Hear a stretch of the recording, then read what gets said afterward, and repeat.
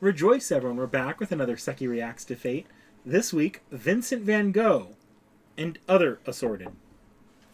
Yeah, I wasn't surprised when you gave me Theo, right? Because I was like, I would have had to talk about Theo anyways, because Theo's an important part of Vincent's story, right? Especially with the letters, and Theo's wife, and Theo's son, right? Because his wife and his son are a large reason for why Van Gogh's art is so well known and beloved today, and the reason why we still have so much of it, right? So I wasn't surprised by that. This is our foreigner servant for the year, right? So I knew it was going to be something Lovecraftian. Is this one of the? Is this the first time we're doing a foreigner where the Lovecraftian reference was not actually written by Lovecraft? I don't remember if Cthulhu was Lovecraft or not. Cthulhu might not have been Lovecraft. Might have to double check that. Yeah, you're right about Cthulhu, but I was gonna say because for the last couple Nyarlathotep, Cthulhu or not Cthulhu, but Cthulhu, Nyarlathotep, and the Yog-Sothoth were all part of the original Lovecraft lore. Yeah. But this one is very determinedly not. Right? We're getting into the expanded Lovecraft universe, which is one of the things I love about the kind of it's not. I think the greater term is Cthulhu mythos, right? Mm-hmm. Because it's the mythos surrounding Cthulhu and all the great old ones. So it's it's nice to kind of get more into that per se. Not to say that some of the characters we covered aren't already what I would consider expanded universe stuff, because Nyarlathotep isn't exactly one of the primary focuses. Exactly, but he is still written by Lovecraft. T.H.E was a little weird. But I kind of get it. You know what I mean? I can maybe... You're immediately making the connection, I assume. I'm assuming that T.H.E is somehow going to be combined with Vthum, right? There's going to be some sort of, some connection there, right? Because T.H.E is in Oceanid, which is interesting, because we haven't really covered that many Oceanids, and that's one of the kind of the sections of Greek mythology that don't often get as much love as they deserve, stuff that doesn't involve the primary 12 deities, although it does technically involve Apollo because it's an Apollo story according to Ovid, but still it's an Oceanid. We don't often get a ton about them, so I for once, when you've given me a list of what sounds like entirely unconnected things, they don't not make sense. You can actually kind of make connections and be like, okay, I can maybe see where the direction this is going. Yeah, it's not the worst. I'll say this though, unlike some of the times where I've given you some random disconnected names like Sekhie, for example, it actually this is going to be pretty expansive on all of the major fronts here. Except maybe Theo, but Theo's mostly by association with Vincent Van Gogh. Yeah, that's fair. Actually, in that respect, I think Theo's probably the person I want to cover first, because I actually have the least information about Theo. Because we actually just don't know as much about Theo. So Theo was an art dealer, right? He's Vincent Van Gogh's brother, and he was an art dealer, and the biggest connection that he has to this whole mess of people is the fact that he was Theo's brother. And in being... Sorry, I said he was Theo's brother. Sorry, he was Vincent's brother. And the thing about him being Vincent's brother is he was the one person in Vincent's life who was 120% behind him all the time. So he encouraged his art. He actively tried to facilitate its rise to popularity. He was there for all of his brother's breakdowns. He was there for kind of putting him back together. He was there to kind of track his issues, whatever they might be. We'll get into that. Whatever they might be. And he was just his brother's biggest advocate in life, which I think is incredibly admirable. Everyone needs themselves a Theo. Yeah, Theo was genuinely in his corner, and I think that makes it even more tragic. Oh, wait. She's outside too?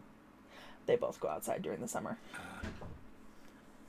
And I think it's actually almost even more tragic than Vincent's death that Theo died less than a year later than after his brother. Because that's just That's so sad. It's clear how close those two were. Yeah, and the easiest way to tell how close they were is the letters. So his wife and son, Theo's wife and son, Johanna and Wilhelm, they published Theo and Vincent's letters, right? Years after their deaths as collected volumes. They were first published in a couple smaller collections, and then I believe his son published a complete 4-volume collection of all the letters.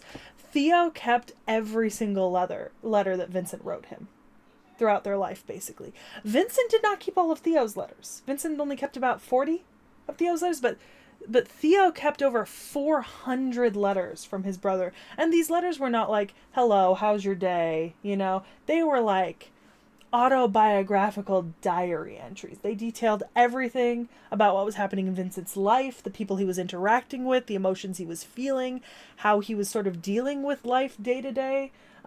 They're essentially where we get most of our knowledge about his life from, right? Is because these letters were almost the equivalent of like diary entries. And that's like, God, I don't have a sibling close enough that I would write 400 diary style letters, you know? That's insane.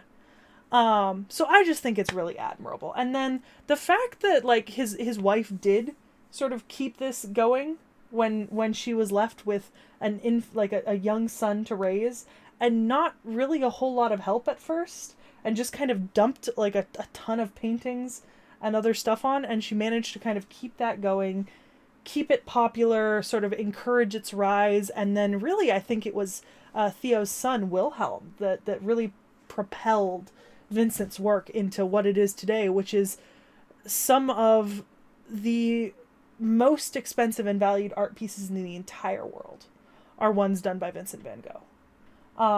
Everyone knows Vincent Van Gogh. There is an entire museum, like the Van Gogh Museum was actually pioneered, I think, by Wilhelm, Theo's son. He was the one who advocated for it, which is incredibly impressive. I just think Theo's kind of the unsung hero here, you know? I mean, he and his family are the reason Vincent Van Gogh is known today.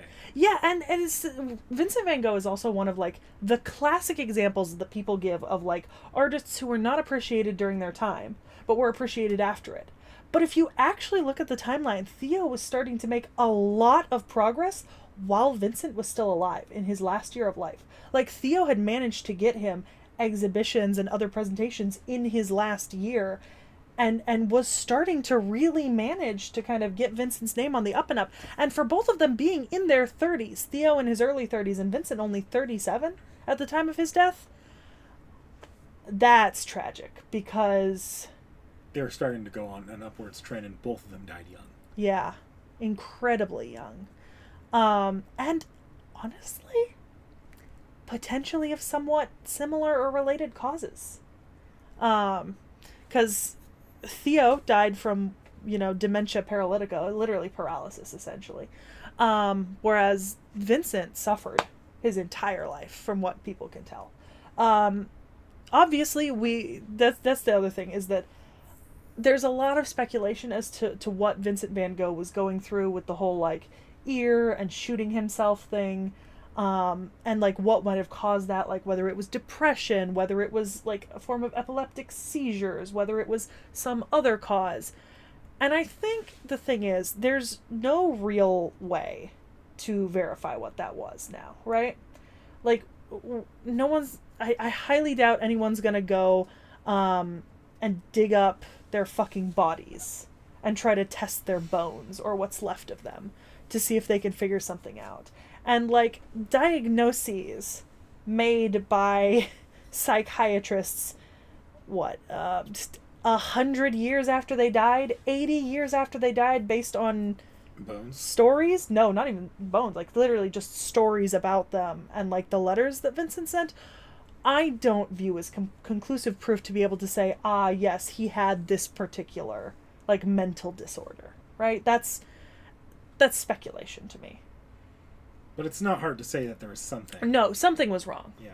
He had issues. And this was not issues that were caused like late in life. Like based on the letters and what we know of Vincent had issues from an early age, and there was just no, like, no one was able to treat or identify these issues in a way that actually helped him. And that was what led to his death, right? Whether it was depression or anxiety or some sort of like actual neurological like disease or disorder that just wasn't known at the time. Not to say that depression and anxiety aren't neurological diseases and disorders, but like something separate from that, like epileptic seizures or something.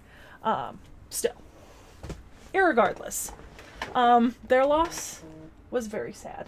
And also, fun fact, did you know that there are like 30 or 40 Van Gogh paintings that are still on a lost Nazi artwork registry that have never been found after the Nazis took them? That's unfortunate, because that's a good chance it's destroyed or unidentifiable. Yeah, or they've gone into some private collector's home, and that private collector doesn't want to give them up. It's not as if Vincent Van Gogh's work is hard to tell apart. But there's a pretty high chance that some of those were destroyed. Oh, absolutely. If not most of them. Yeah, any time that I think of lost art pieces due to like Nazi looting and stuff, the one I always think of to me is the Amber Room from the St. Petersburg Palace, because that's another one where like they took an entire room, and it's never been located. And it's highly likely that it was just broken up into tiny pieces, sold off, and destroyed. Like, we're never going to get that back. And so those 30 to 40 paintings are likely going to be lost forever. And that's really sad and really unfortunate. Like, we have a lot of Van Gogh's works, but... Don't they still occasionally turn up? Everyone's like, I think one showed up pretty recently. Yeah, they turn up in private collectors after they die, and then their children go through it, and they're like... How did Grandpa get a Nazi-looted painting done by Vincent Van Gogh? Better late than never. Good on their children. Mm-hmm. Yeah, I do have nothing but the greatest admiration for someone who's, like, especially, like, a child who's willing to, like, own up to that, like, being like, hey, I found this in, like, my parents' belongings. And, like, knowing the history of this thing, it had to have come from this unsavory thing. And rather than just keep silent... I'd like to repatriate it, give it back, like return it to where it should be. Whether it was from the Nazis themselves or from a black market art dealer, still none of that's good. Exactly. So you want to switch us back to Van Gogh? Yeah. So we're moving into him. I'm a big fan. Ironically, I'm like a big fan of the person Vincent Van Gogh and Theodore Van Gogh. I'm not actually the hugest fan of a lot of his works. I do like some of his works, don't get me wrong. Like, I love his sunflower paintings. And I like the Starry Night, but I actually don't super love his style. But I'm also not a very artistically minded person. I think we've talked about this before, but, like, when it comes to art, I don't... Like, I have very strong opinions, and they're entirely based on, like, whether or not I like it when looking at something immediately. And it's a lot harder for me to deal with that with art, I think. So, like... Because art is subjective, and there's just a lot of really famous art that I don't like. I just think the Starry Night is pretty. Yeah, Starry Night is pretty. I think Starry Night is pretty. I think it's a little overhyped. But it is pretty. I do prefer his sunflowers. But then again, his sunflowers are also incredibly famous and popular, so it's not as if I'm going with a less overhyped option here when discussing my favorite Van Gogh work. But yeah. So dying at the young age of 37 in 1890, a little math will tell you that he was born in 1853. I did not do that math. I read it off the Wikipedia because I am not good at doing math, especially not like that. Which is incredibly sad. So he was of Dutch descent, and over the time since his death, he has become, like I said, one of the most influential figures in art, like point blank period. Probably the most famous painter in, like, at least in the European world. Yeah, pretty much. Yeah. And honestly, I mean, you could probably confidently put him at, like, top 10 in the entire world in terms of, like, just pure fame. Which, have you ever seen the, have you seen the Doctor Who episode? Yes, I have seen. It's a good episode. It's heartbreaking, like in the best way possible. You know what? I swear to God, every time I see that scene. So, for those of you who don't know, I don't view this as a spoiler for Doctor Who, because Doctor Who is like a decade old at this point. And I think it was Matt Smith's Doctor Who, right? Mm-hmm. So Matt Smith's Doctor Who, there was an episode where they brought Vincent Van Gogh, I think, to the Van Gogh Museum to see people looking at his art, like brought him forward in time, and it actually makes me cry. Like every time I see it. It was Rose at that point, right? I think and so. And Rose, like, just internally was trying to convince him not to, like, to value himself better and not have the breakdowns he did in life, and just she couldn't save him. Yeah, and it makes me cry every time, like so much, because he's just like, look, there is a world where everyone knows your name.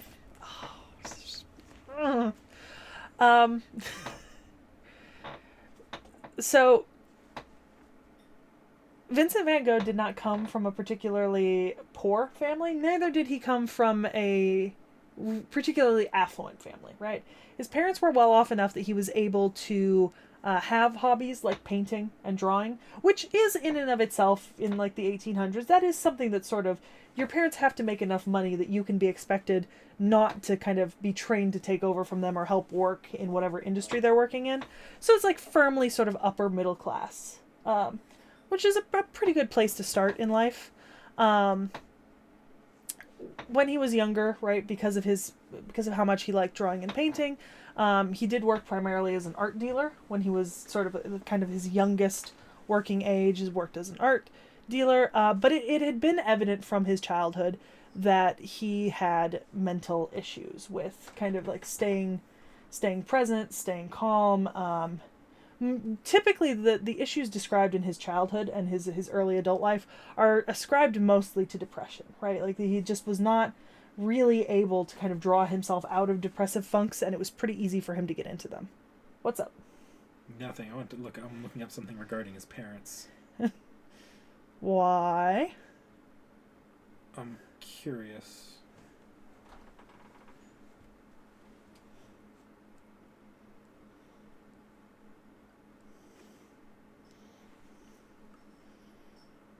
Oh, that's sad. What?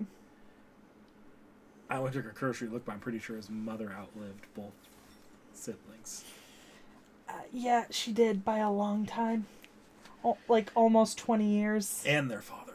Yeah. Who were all lost in pretty rapid succession. Yeah. She also had a stillborn after Vincent. Feel bad for that woman. Yeah. We can confidently say we were alive in the same century as her. Oh, yeah. You know what I can say? My grandpa was born before she died. But I can say that about a lot of people. It was old. Pretty sure George Washington had only just become president when your grandpa was born. I'm making a funny here. Okay, I just had to be sure. Lincoln, though, I'm not so sure about.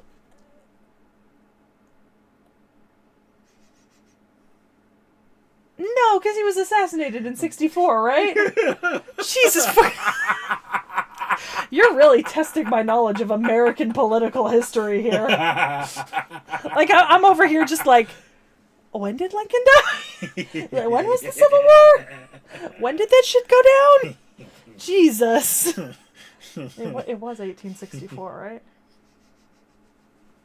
It was, right? I didn't just say the wrong year for the...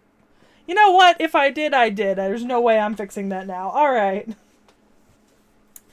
So he was born to a predominantly Catholic family, which is interesting because he did turn to religion to try to deal with his depression and other mental issues when he was a young man. I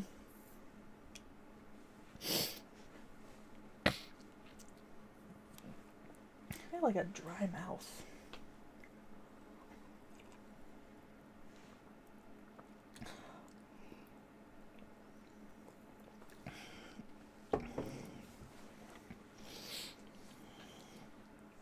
So, I said, he said he trained as an art dealer, right? This actually netted him a pretty decent income. Vincent was actually making, at this point in his life, in his early 20s, more than his father was from his job.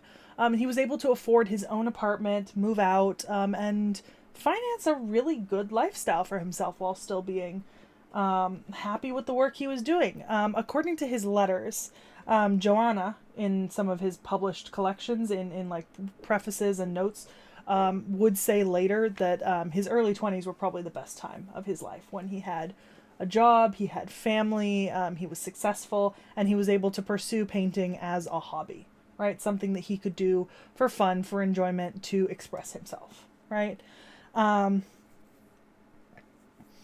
At this point, he did become infatuated with the daughter of his landlord, and unfortunately, this did not pan out. She was already engaged, and this rejection actually led to a pretty decent sort of break in his Psyche.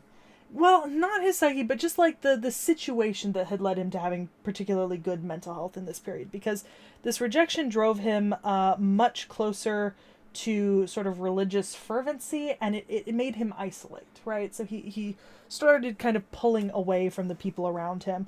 And as a result, his father and uncle thought that it would be smart to arrange to transfer him, right? Like where he was working, move him to Paris.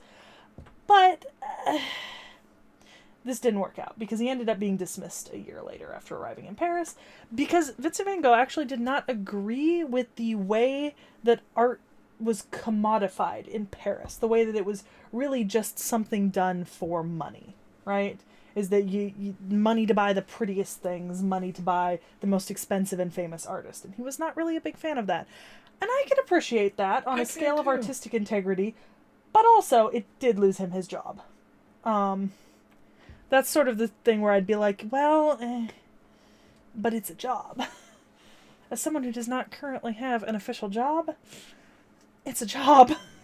Look, as someone who writes as a hobby, I can look at what Disney does and say, that's fucked up, but they make a lot more money than I do on that. Yeah.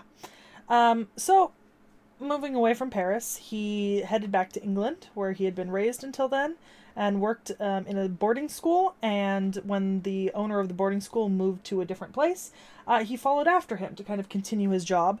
Unfortunately, this didn't work out. Once again, he stopped working at the school, and eventually became a minister's assistant in a Methodist church. At the time, his parents also moved, and so in 1876, he went to visit them at Christmas, and actually ended up staying for like 6 months, because he had stopped being a minister's assistant, and then decided to work at a bookshop. But he wasn't happy working at the bookshop. He spent his time translating passages from the Bible into English, French, German, and increasingly delved even more into religion. He spent even more time immersing himself in the Bible and Christianity, and he tried to live more and more monastically. According to the person that he shared his flat at during this time when he was working at this bookshop job, he even avoided eating meat if he could, and didn't eat very often to kind of live a more frugal and monastic lifestyle. Which is, it seems like everything's kind of going downhill at this point. You know, like he was at a high point in his life, and one small thing happened, right? Well, one thing happened. I don't know if I can call it small, because I don't know how much it affected him. And then he just was continuously unable to kind of get his life to turn back around the way he wanted it to. Which is very unfortunate. So by 1879, he'd taken up a post as a missionary to the working class coal mining districts in Belgium. He had a pretty impoverished congregation, and to show his support, he actually gave up his home to a homeless man, moving into a hut where he slept on a bed of straw. Unfortunately, this actually made the church dismiss him from his position, because they said that he was undermining the dignity of the priesthood by supporting the more impoverished in their community and not living to the standard that he should be as a priest, which is bullshit, in my opinion. Absolute bullshit. He then walked 47 miles to Brussels, and then returned home to stay with his parents, where he lived until 1880.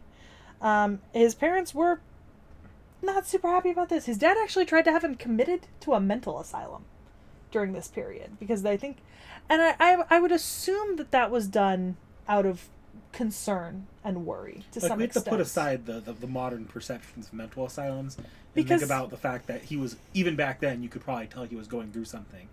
Yeah, and even if the standard of help wasn't good under current analysis. And to an extent, because psychology and sort of therapy were not really prevalent or common or trusted at the time, you know, mental asylums, it wasn't something that you got committed to a mental asylum because you would never get better, but people could be committed to mental asylums, go through treatment, and then come back out within months sometimes. Sometimes you'd be stuck there, but a lot of people were committed and then did come back out the other side. Then again, a lot of people were committed, you know, and then but evidently destroyed. This is not his father trying to get rid of him. I don't think so. I don't believe so, because it doesn't seem like he had a bad relationship with his parents. It just seems like they were concerned over the fact that he'd left a very large collection of jobs that were sort of paying him well enough to survive, and that he just wasn't finding happiness, you know? And keep in mind, this is all happening in a very short period. I mean, this is literally happening between, like, was it like 1873 and 1873 and 1880. So like a 7-year period. He's gone through like 6 or 7 different jobs, moved cities probably once a year, right? Gotten increasingly religious. That's a pretty big change, you know? And the other part of this is that he was also ill of health, right? Like, the way that he lived was not contributing to, like, him being a physically healthy person, right? Put aside the mental health, but, like, he was not physically healthy like someone else was, you know? He was just not having a good time. So obviously he didn't want to go to a mental asylum. So he ended up leaving, where he took lodging in Cuesmes with a minor, and eventually traveled back to Brussels following his brother's recommendation that he should study with a Dutch artist. Because his brother was like, you should go study art. Like, you love drawing, you love painting, go study art. He was persuaded to attend the Académie Royale des Beaux-Arts, or the Royal Academy of Fine Arts, in November of 1880, and he studied anatomy and modeling and perspective while he was there. He would return to stay with his parents the next year, drawing a lot, his neighbors, his family members, you know, anything that he could, really, at this point in life. In that same year, he had a cousin who was pretty recently widowed, who had visited his family. She was 7 years older than him and had an 8-year-old son, but he proposed marriage to her because he was in love with her. She didn't say yes, though. She said, no, nay, never. I don't know if that was kind of a laughing no, nay, never, or if that was like a, how dare you even ask? We're cousins? But it was definitely a no. So Van Gogh then returned to The Hague, where he proceeded to try and sell his paintings, meeting with his cousin there, Anton Mauve. Anton Mauve was actually a successful artist, right? So Mauve told him that he should come back in a few months, spend the next couple months practicing his work in charcoals and pastels, and then bring his work back. So he did that. Yeah.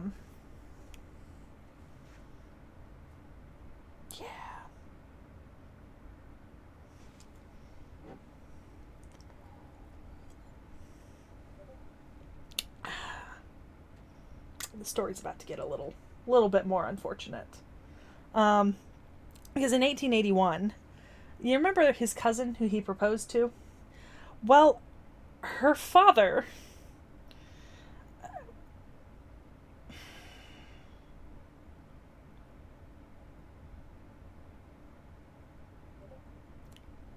There was a rather unpleasant letter exchange between the two of them, wherein his persistence in his love for his cousin was described as disgusting, and that was said to him, and he stuck his left hand in a lamp flame, saying that he wanted to see her for as long as he could keep his hand in the fire. Later in life, he would say that he couldn't actually remember doing this. Like, he could not remember this event at all, and his uncle probably blew out the flame. But this was a pretty solid no on the part of the two of them ever getting married. And also, our first sign that, like, something very deep is potentially wrong here, right? Because it's one thing to be visibly depressed, right? It's another thing to... start inflicting self-harm. Yeah, it's another thing. And then to like, whether or not he did or didn't remember it, if he didn't remember it, something's wrong, right? And if he did remember it and just didn't want to own it, something's still wrong there, you know? Like, it's not good. So his cousin, the successful artist, took him on as a student because he returned to The Hague, and introduced him to watercolor, where he worked for the next couple of months. He went home, had a fight with his dad, returned back to The Hague, and then Mauve introduced him to oil painting and set him up with his own studio space. However, within a month of this event, the two of them had fallen out, and Van Gogh could only really afford to hire people from the street to serve as his models, which was sort of looked down on by his cousin, who was like, well, you have to hire people who specifically do this. You can't just take someone off the street and draw them. God forbid you draw a painting of a peasant instead of royalty. I don't know, the peasant feels more cost efficient. Yeah, well, he ended up really taking to oil paints during this time. So he bought a lot of them. He borrowed some money from his brother to buy them. And he really liked the results he was getting. So he was making a lot of paintings during this time. And mostly in oil, right? He had tried working in pastels, watercolors, and other things, but oils were really appealing to him. He liked using, like, very thick layers of paint and sort of, like, scraping bits off and then working paint back in with a brush to kind of create both texture and dimension. And he was happy about the results. I think there's a painting on... like, this is one I think was done with that style. Like, the oils. Honestly, it's really well done. Mm-hmm. You know? However, by sort of mid-1882, his cousin had pretty much gone off of Gogh. He stopped replying to his letters. He did not approve of Van Gogh's new domestic arrangements. He was, in fact, living with an alcoholic hooker, and her daughter. I mean, I don't see anything wrong with that. You gotta live, but... roommates are hard to get. Yeah. And the thing is, this is not a man who's particularly well off, you know? So if a roommate helps him keep the place that he's living, I don't care. I don't give a shit. However, his father was also not super happy about this. And eventually he was persuaded to leave her, and her children, and their children. Because there's, you know, one of her kids might have been his. We don't know. He moved around for the next year or so. The prostitute drowned herself after he moved, like, within a year of him moving away. So things are still not going well for him. Like, emphatically not going well. So he moved to Nuenen, and he focused more on painting and drawing almost completely. He did sketches and paintings of like weavers and cottages, and so on. He really just spent like a lot of time practicing his art at this time. There was a neighbor girl who fell in love with him, but she was like 10 years younger than him. And their families didn't approve, and so she poisoned herself with strychnine. She survived. Van Gogh managed to get her to hospital in time. She survived. But she did try to kill herself because their families wouldn't let them marry. They're perfect for each other. Oh my god, knick-knack. That's horrific. The same year his father died of a heart attack. I feel really bad. Just talking about this man's life. The fish was eaten by the cat, and the cat choked on the fish. Goldfish. Oh, Master Robin, ain't it great to be home?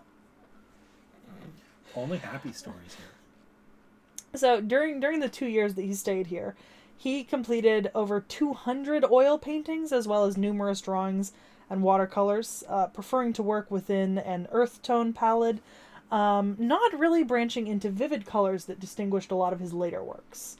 In early 1885, there was some interest in his work from a dealer in Paris, and his brother actually wrote to him asking if he had things that were ready to exhibit.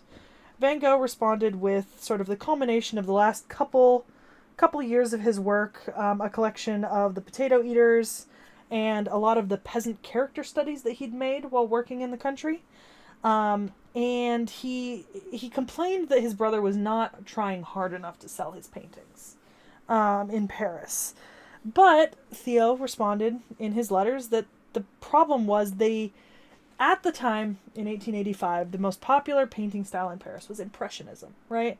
And this is very bright, right? Impressionist artworks are very bright, and his works were duller and darker, right? And sort of more down to earth, reflecting sort of the reality of things.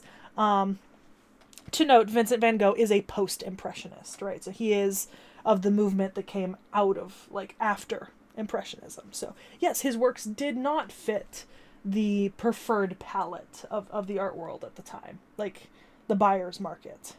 However, in August, he did manage to publicly exhibit some of his works for the first time in the windows of an art dealer in The Hague. Unfortunately, later that same year, one of the women who had sat for one of his paintings, one of the peasants that he'd called in, became pregnant, and they accused him of forcing himself on her, and then the priest at the village church said that everyone who went to church wasn't allowed to model for him anymore. I was like, yay, he gets an art exhibition, and then I gotta bring it down with the next sentence. I feel so bad. This is some Dr. Heinz Doofenshmirtz backstory bullshit. It really is. I have such empathy for this man, because it seems like every single time that something goes right, 3 things go wrong. So he moved. He moved to Antwerp in November, renting a room above a paint dealer's shop. He lived in poverty. He couldn't eat much. He spent most of his money on painting materials and models. His diet basically consisted of bread, tobacco, and coffee. Because coffee and tobacco are appetite suppressants. And bread is filling. In 1886, he wrote to Theo that in February, specifically. So in February of 1886, one of his letters to Theo said that he could not remember eating more than 6 hot meals since the last May, because of the level of poverty he was living in. His teeth were like loose in his mouth and painful, which is a sign of like advanced issues, right, with nutrition. But in Antwerp, he spent a lot of time studying color theory. He visited museums, broadened his palette, started to include bright cobalt blues, emerald greens, carmine reds.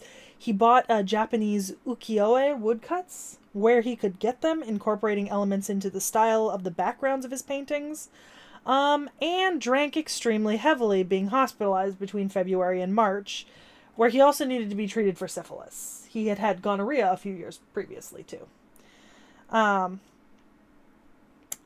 Throughout Vincent's life, right, even though he had gone to the Royal Academy of Fine Arts and stuff, he didn't really hold with academic teaching. He wasn't a huge fan of it. He didn't really like the idea of, like, art academies and stuff, but he did take the high-level admission exams for the Academy of Fine Arts in Antwerp and was matriculated into the painting and drawing curriculum there. Unfortunately, because of his overwork, poor diet, and excessive smoking, he became very ill, which meant that he had to kind of miss a fair amount of classes. He did also attend drawing classes and plaster model classes. And this is one of the things that irritates me the most, right? Because he got into trouble with this academy, right? With the director of this academy, because he painted unconventionally, right? He didn't paint the way that people normally painted. And because of that, he got into trouble. And something about that just bothers me intrinsically, because art is not something that can be defined by convention and tradition. And it, like, that genuinely bothers me so much. Like, this one of the things in his whole life story that bothers me the most is, like, when it says, yes, like, his teachers didn't think that he painted conventionally, and so he got in trouble often. Why? Why? That's no reason for someone to be getting in trouble. Like, he's not getting into fights.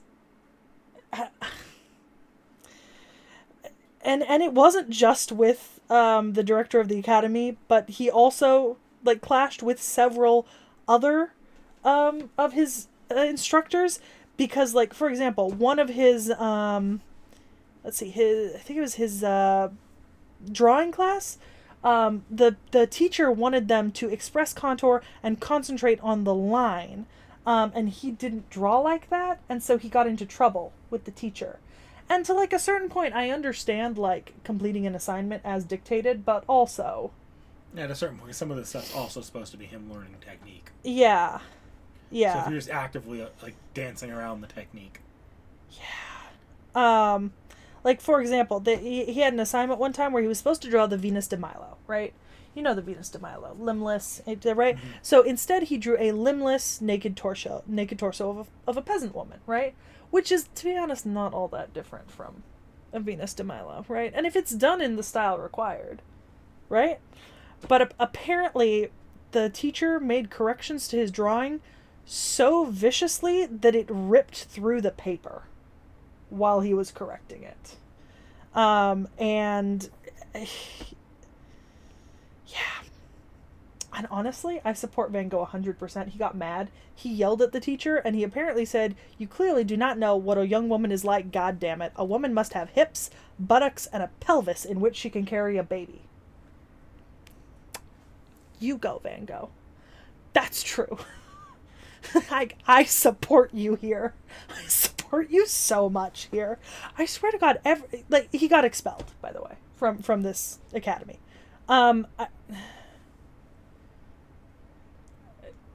Has this man considered a career in building innators?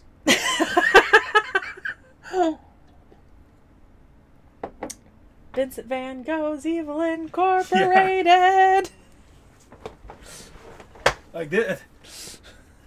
This ends one of two ways: the way it ended, or villain origin story. Okay, I'm gonna cut this from the recording. I really thought you were gonna make a Hitler joke here. Well, because two ways. I mean, technically, villain origin story. I just didn't use proper nouns. I didn't make that connection, but thank you for that. You've confirmed my suspicions of the other direction this goes. I'm so sorry.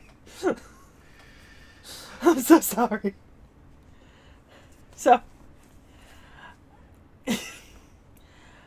after ending his time with the Academy of Fine Arts in Antwerp, he did move back to Paris, where he shared an apartment with his brother Theo, studying in another artist's studio.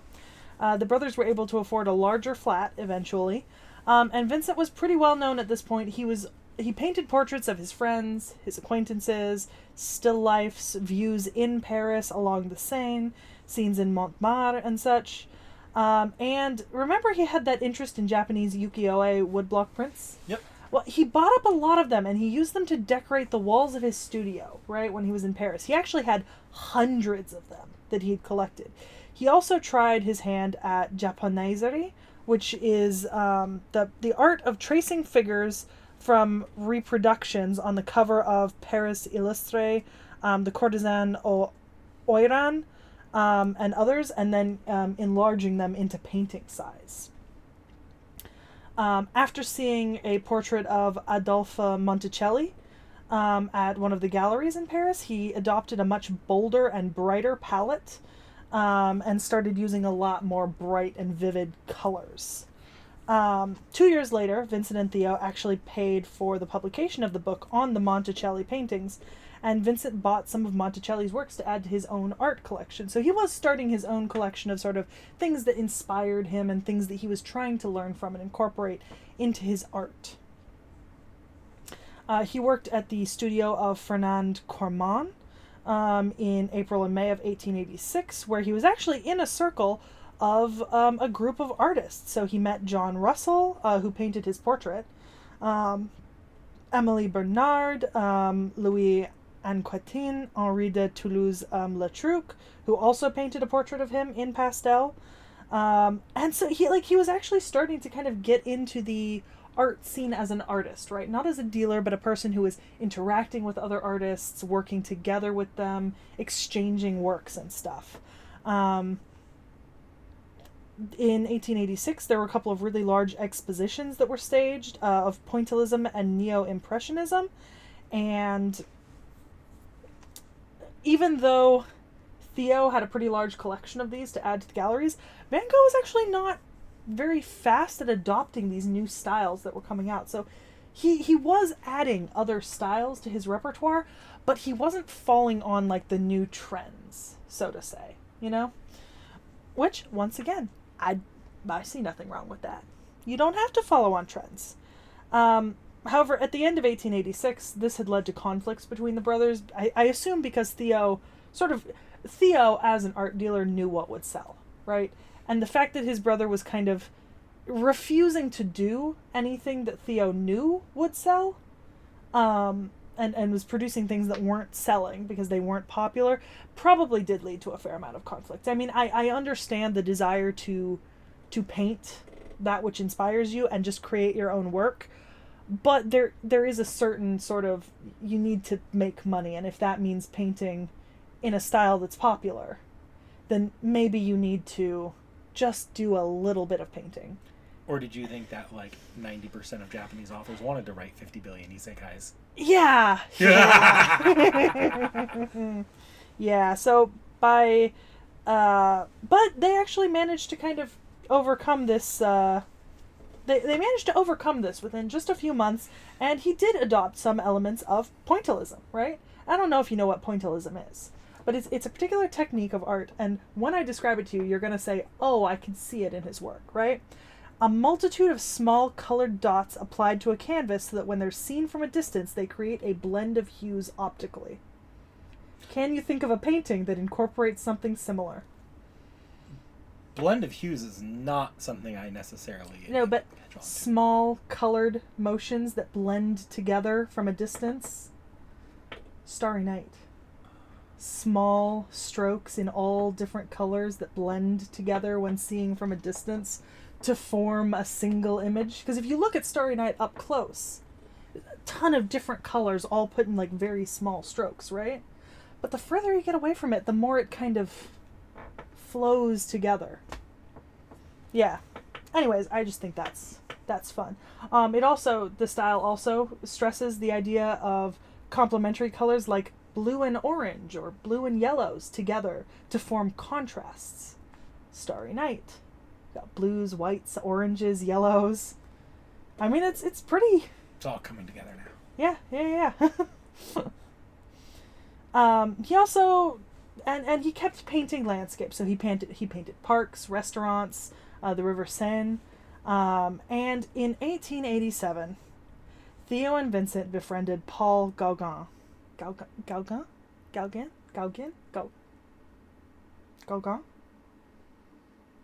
There's 2 diphthongs in that name. Mr. Thong. But this is important, though. That Paul Gauguin is very important. So, towards the end of this year, right, 1887, Vincent had actually managed to arrange an exhibition where his work would be featured alongside Bernard, Anquetin, and Toulouse-Lautrec, those 3 that he was working together with at the Cormand Atelier, right? And Bernard himself actually wrote an account of this exhibition saying that they were ahead of anything else available in Paris at this time. Bernard and Anquetin managed to sell their first paintings, and Van Gogh exchanged some of his work with Gauguin. The discussions on art and artists and social situations happened during this event, and a lot of visitors came in and brought art to add to the exhibit, because the exhibit went for like a fair amount of time. And then by early 1888, Van Gogh decided to leave Paris. He was feeling a little worn out by life in the city, and he'd done over 200 paintings while he was in the city, which is pretty impressive. Now, 1888 and 1889 are breakthrough years for Van Gogh in his art, right? So he was very ill from smoker's cough and from drinking too much. But he moved out to Arles at first. And initially, I think he had plans to found an art colony. He had a Danish artist named Christian Morier Petersen who worked with him and lived with him for 2 months. And, they thought that Arles was exotic. It was like a foreign country to them. This is one of his most prolific periods. During the time that he was in Arles alone, he made over 200 paintings, over 100 drawings, and watercolors. The countryside energized him, and his works from the period are done in yellows, ultramarine blues, bright mauve, lots of rural landmarks, and a lot of really famous works that he sent to exchange with Gauguin, Bernard, Laval, and other artists, right? He created perspective-framed landscapes that were shown at the exhibition of the Society of Independent Artists, and several American artists and others visited him during his time living in Arles. In May of 1888, he signed a lease for 4 rooms. He would actually paint the Yellow House in this place. And honestly, the rooms were pretty cheap. They're 15 francs a month. They came unfurnished. But because the house had to be furnished before he could move in, he moved from the hotel he was staying in to another place in May of 1888, because he had to finish painting it. So he agreed with he made a deal with the Yellow House's proprietors, and he was able to use it as a studio. He wanted a gallery that would display his work, so he started a series of paintings that would end up including a lot of his most famous paintings, all done in 1888, and all intended as decorations for this Yellow House. Which is pretty impressive. I mean, he wasn't here for very long. Keep in mind, he did 200 paintings in Paris in 2 years, which is a lot. That's 100 paintings a year. But he wasn't even in Arles for a year yet, and he'd already produced 200 paintings, with his style changing pretty drastically in terms of color palette. Like, that's a distinct and impressive change to make. A painting every 2 days. Yeah, pretty much. So Gauguin agreed to visit him in Arles. Van Gogh had kind of hoped for pursuing further friendship with him, and that they would perhaps collaborate on this artists' collective that he had planned. And his idea of preparing for Gauguin's arrival was to paint 4 versions of his sunflower painting in a single week. So he did 4 of them in a week, which is less than 2 days per painting. Which is incredible. I could never.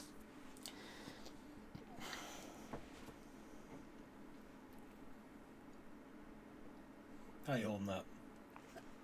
It's a lot of talking. You've been going for an hour. Yeah, I mean, we have some stuff to cut out, but, you know. To be fair, he is for dying at a very young age. He was a prolific person. And I think in this case, because the story of his life is so full of disappointment and ups and a lot of downs, it's kind of important to think about all of them in context because it's all building up to 1889. And we're in 1888. Ow. Okay. You're still recording on both fronts. No, something went highlighted up. 8 o'clock alarm. Yep. For FGO. Mine's not for FGO. Yeah, so in preparation for this visit for Gauguin, he actually purchased 2 beds and spent his first night in the Yellow House, which still wasn't really fully furnished. He started to work on the decoration for the Yellow House, which was the most ambitious thing he ever undertook. He made 2 chair paintings. And in October, Gauguin arrived in Arles to stay with him. They painted together with Gauguin depicting Van Gogh in his Painter of Sunflowers, and Van Gogh painting pictures from memory following his suggestions. They had an outdoor venture at Arles Camps, where they produced the pendants that are famous from that. And Gauguin painted during this visit a portrait of Van Gogh. They visited Montpellier in December of 1888, seeing works in the Museum Fabre, but their relationship began to deteriorate. Van Gogh admired Gauguin and wanted to be his equal, but Gauguin, I don't think, viewed Van Gogh as his equal.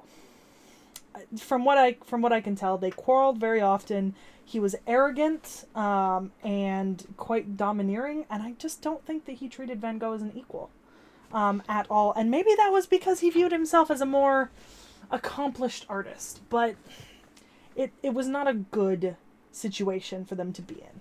And they were pretty much heading towards a breaking point.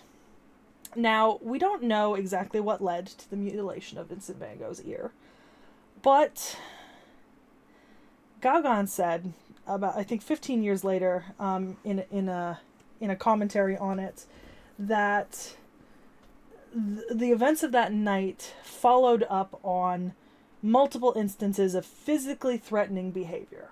Right, their relationship was pretty complex, and Vincent probably figured out that Gauguin was planning to leave. He wasn't going to stay there, but heavy rains had led to them being shut in the house.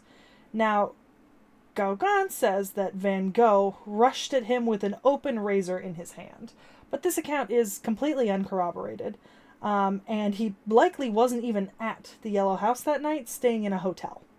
Like, completely. So, Gauguin's really trying to paint himself as the victim here. After an altercation in late December of 1888, he returned to his room and wholly or partially severed his left ear with a razor.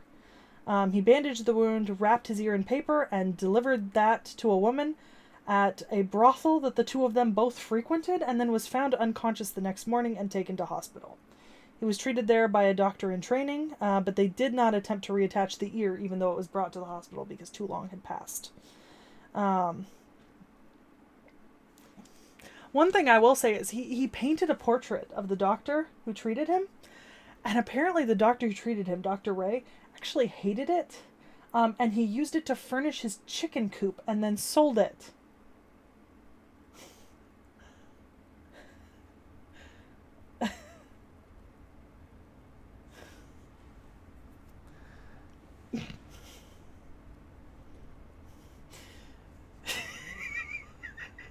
You got a thought there, Knick-Knack? And that's when the socialized healthcare-nator was built. Yeah, it really was. Van Gogh claimed once again that he had no recollections of this event, much like he had no recollections of holding his hand over the lamp flame, right? Which indicates that there was a pretty severe mental breakdown here. At the hospital, he was diagnosed with acute mania with generalized delirium. And within just a few days, he was ordered to be kept in hospital care. Gauguin notified Theo, and Theo rushed to the station to board a train, arriving Christmas Day and comforting Vincent, who was lucid at the time, apparently. During the first couple days of his treatment, he apparently repeatedly asked for Gauguin, but Gauguin had fled Arles and would never see Van Gogh again. They would never meet in person ever again. Which was kind of shitty because they did continue to correspond, and at what point Gauguin would propose that they form a studio in Antwerp, where he was currently working at the time. So, maybe he just didn't want to be the person who agreed to form a studio with Van Gogh. He wanted Van Gogh to be the person who agreed to form a studio with him. If I'm not wrong, though, there wasn't that much longer for that bridge to be rebuilt. No. So, we can say all we want about Gauguin and him never meeting again. Time could have played a factor in that. True. Despite a rather poor diagnosis, he did recover and return to the Yellow House. He spent a few months at home, suffering from delusions and hallucinations of being poisoned, and his house was actually closed in March by the police because a bunch of the townspeople put a petition to them describing him as a red-headed madman, and that they wanted him gone, which is rather unfortunate. Less than 2 months later, he would end up leaving Arles and entering voluntarily an asylum in Saint-Rémy-de-Provence, writing that he sometimes had moods of indescribable anguish, sometimes moments when the veil of time and fatality of circumstances seemed to be torn apart for an instant. By the way, that portrait that he gave to the doctor? Do you know how much it's valued at right now? How much? Over $50 million. So it still exists and people know where it is. Yeah, so like I said, he got rid of it. So he used it to repair his chicken coop, and then he gave it away. In 2016, it was housed in the Pushkin Museum of Fine Arts and is estimated to be worth over $50 million today. Yeah. So he entered the asylum in May of 1889, accompanied by a caregiver, who had been a former member of a monastery at a local town. He had 2 cells with barred windows, one of which he used as a studio.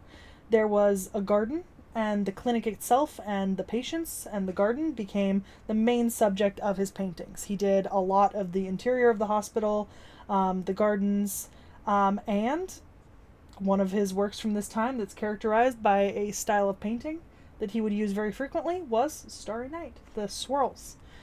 He was allowed walks to walk among the cypresses and olive trees, and he produced more paintings of bedrooms and gardens. Honestly, he was pretty well taken care of there, it sounds like. Yeah, but he did sort of start to run out of things he wanted to paint, right? Because he didn't have access to life outside of this clinic. So he didn't really have new things, and he didn't like painting things multiple times. So he started working on interpretations of other artists' paintings and making new variations of his early works, right? So he did The Prisoner's Round, which was inspired by an engraving by Gustave Doré, and a number of other works that were inspired by famous artists and works, but his own versions of them, or responses to them. You have a smile. What's up? Nothing. No, actually. Okay. Between the early parts of that year, he did suffer a pretty severe relapse during this time. He was depressed, but he wrote that even though he was unable to write during this time, he was able to still paint and draw, right? So, but his works from this period show that there was a pretty significant effect from his depression. They were done very differently, you know? He also asked his mom and brother to send him drawings and work that he'd done in the early 1880s so he could take some of his old sketches and turn them into full paintings. And his nephew was born during this time. And Van Gogh wrote to his brother saying, "I immediately wanted to make a picture for him to hang in his bedroom and immediately started working on branches of white almond blossom against a blue sky for him." Aww. I know, that's actually really sweet. Like, that's so cute.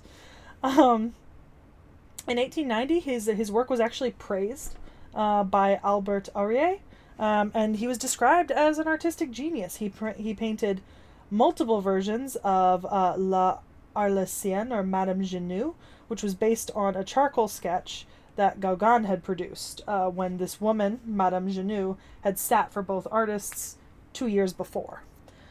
He was also invited to a society of avant-garde painters in Brussels to participate in an exhibit. And several people defended his honor here when he was insulted.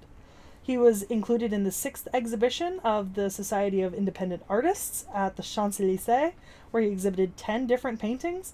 And actually, Claude Monet said that his work was the best in show during this exhibition.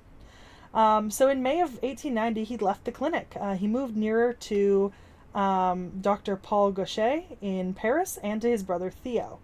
Paul Gauchet was an amateur painter who had treated other artists, and he'd been recommended to Van Gogh for treatment, like outpatient treatment, basically.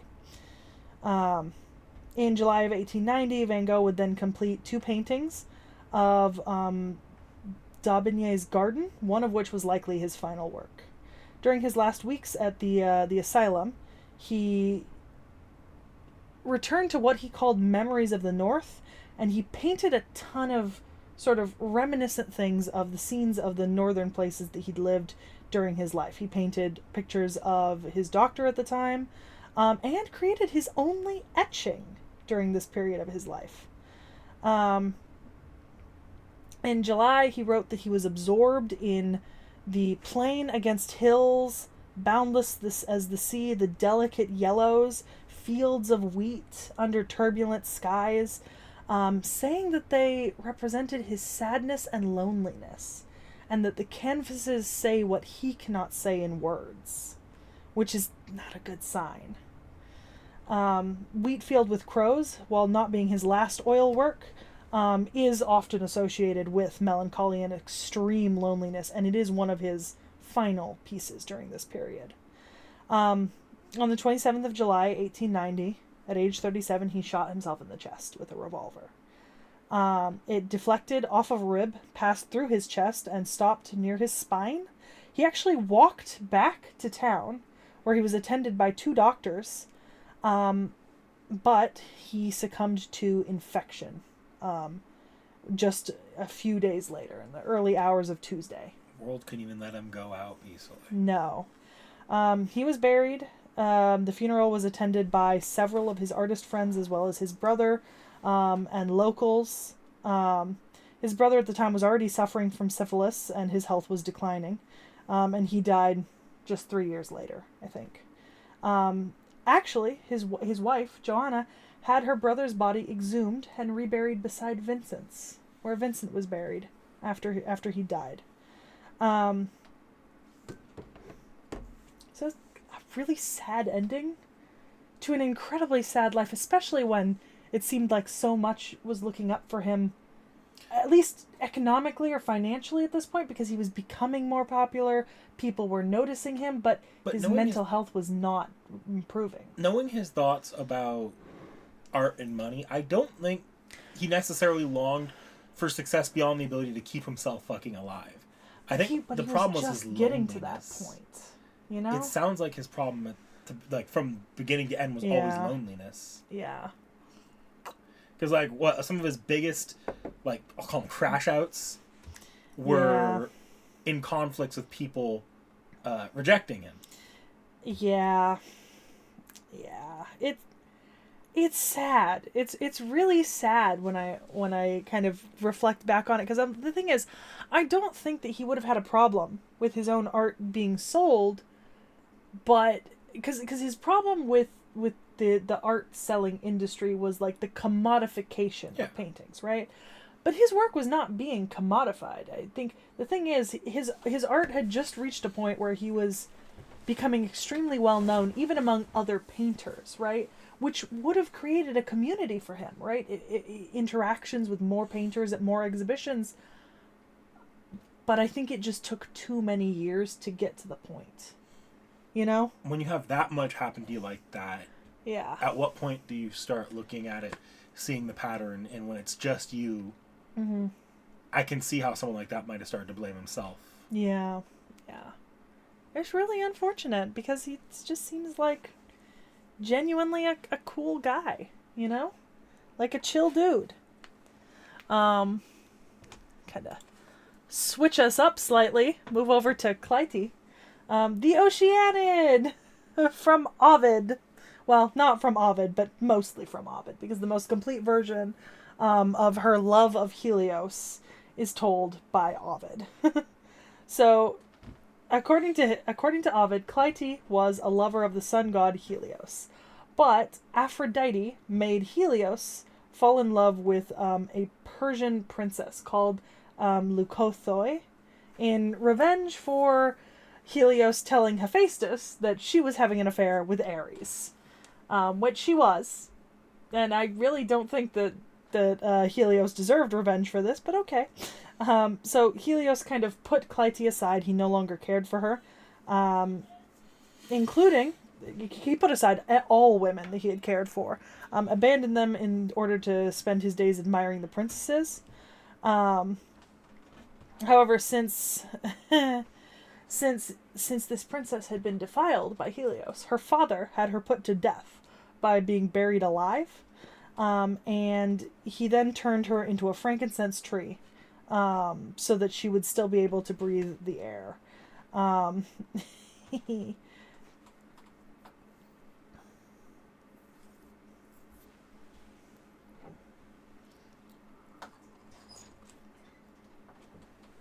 So, Clytie had been behind the princess's father, figuring out that she had been defiled by Helios. This had been her plan. She wanted for the two of them to be broken apart so that Helios would come back to her, right? But her plan backfired, right? Helios did not feel more positively towards her after this ending of Leucothoi's life. A common mistake in these kinds of plans. Yeah. So he just started avoiding her altogether. Like, he didn't visit her, he didn't go see her, he never went back to her. And so she stripped herself naked, refused to eat and drink, and just sat on the rocks staring at the sun and mourning his departure, although he never looked back at her.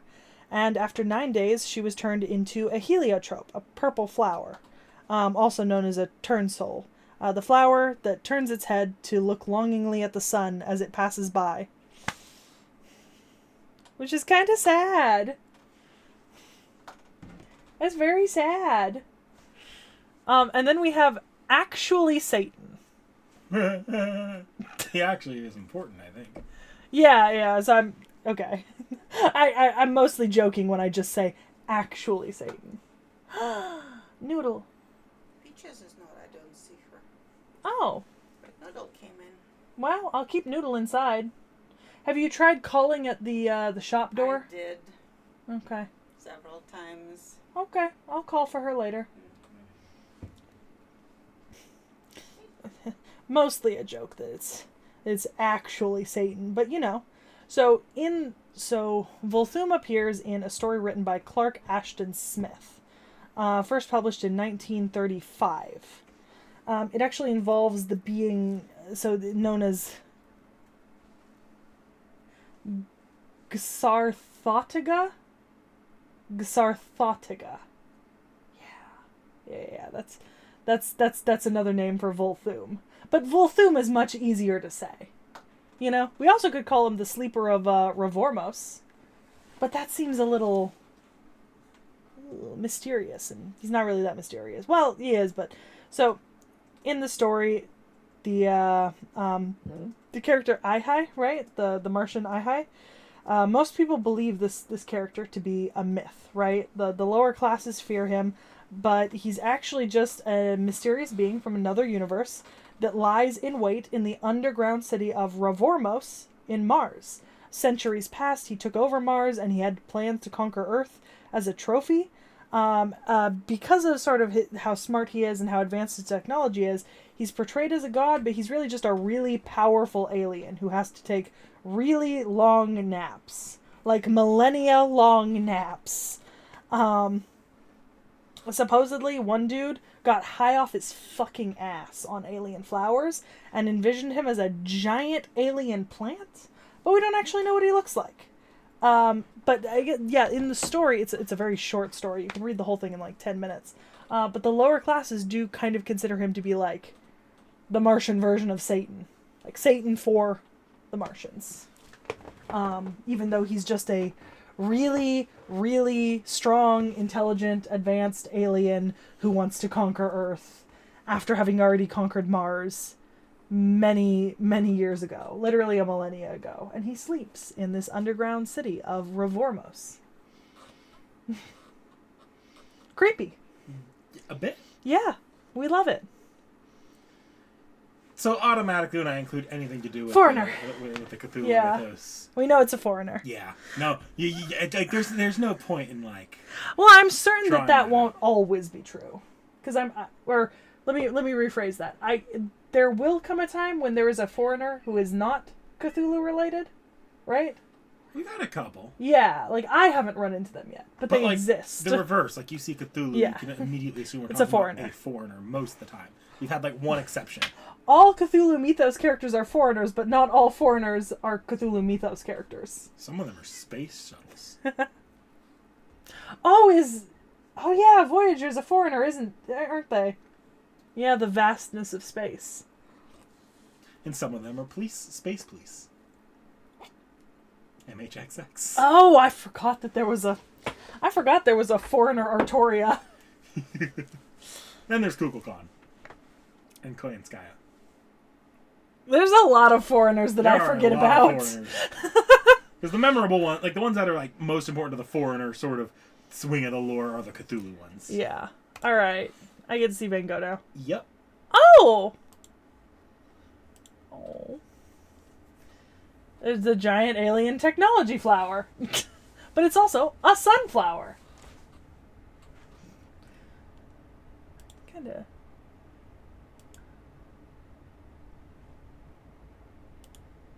Very, okay, so the backgrounds of these are based off of his paintings. Mm-hmm. Yeah. Because I recognize them. I recognize all of them. There's sunflowers and Starry Night, and I do recognize this is another sunflowers up here, and so on. Interesting. So is it a little boy? Girl, actually. Little girl. Oh, I could not tell for the life of me. So this is Van Gogh. Hang on, I do appreciate that we've stuck with redhead. Even if this is redhead in sort of the strawberry blonde, I would still consider that. At least until you get here, and then it's pure white. But still. So this is Hang on. I didn't. In the other art, it was hard to see that his sleeves were full of sunflowers. Okay, sorry. No, you're good. So this is Van Gogh Foreigner, and not Vincent Van Gogh Foreigner, though he is in there. Yeah.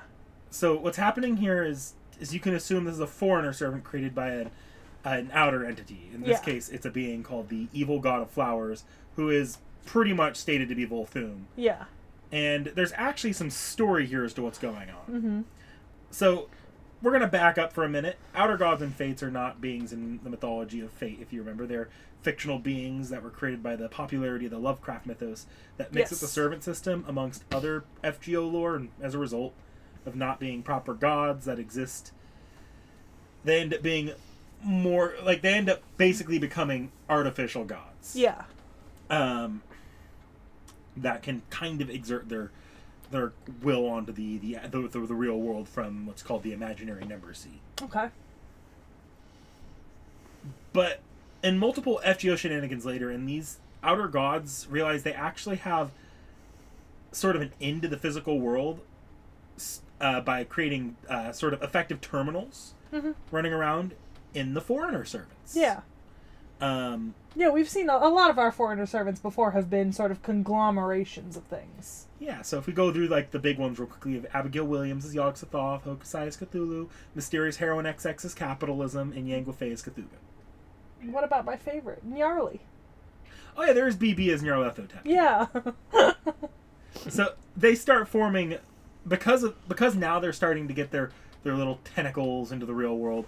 They actually start forming factions with the intent of breaking into the physical world. It hasn't come up too much, but one major attempt was done by Volthoom. Mm-hmm.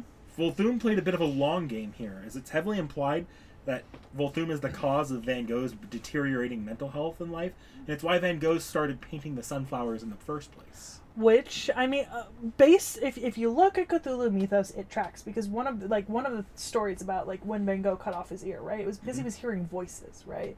Like voices were telling him to do things, and like mental disturbances and sort of mental issues are pretty indicative of like a main character in any Cthulhu mythos story, because one of the things about Lovecraftian mythos, right, is that a lot of it has to do with the mind. Not so much like the actual terror or horror of something that just looks scary, but like lack of ability of a human mind to see or comprehend something and then remain sane.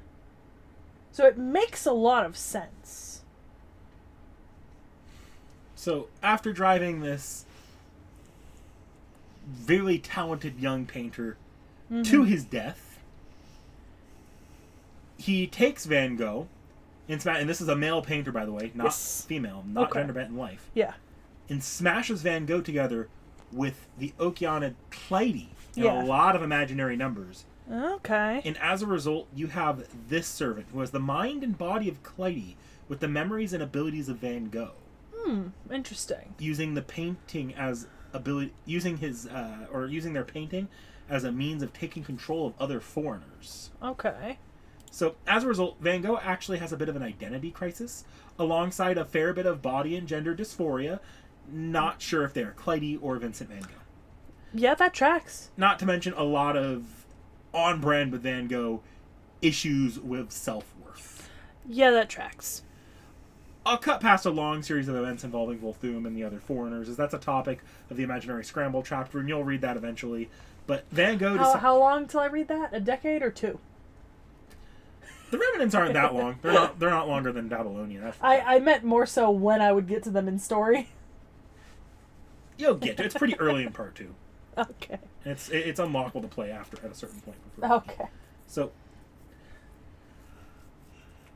Van Gogh decides to forge a new identity with what makes her up. She takes on the name and identity of T.H.E Van Gogh.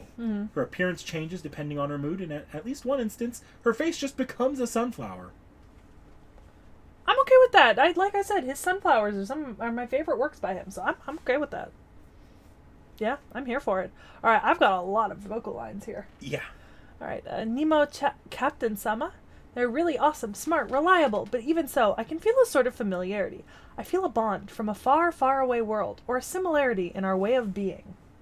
I haven't done Nemo yet, but Nemo is just so fascinating to me, because I feel like I've seen more and more lines involving Nemo. It's because Nemo eventually becomes one of the main characters of the game, actually. Oh. Like, in that main cast. Well, I will be very excited when we get to Nemo, and I think you can guarantee that that's going to be a very...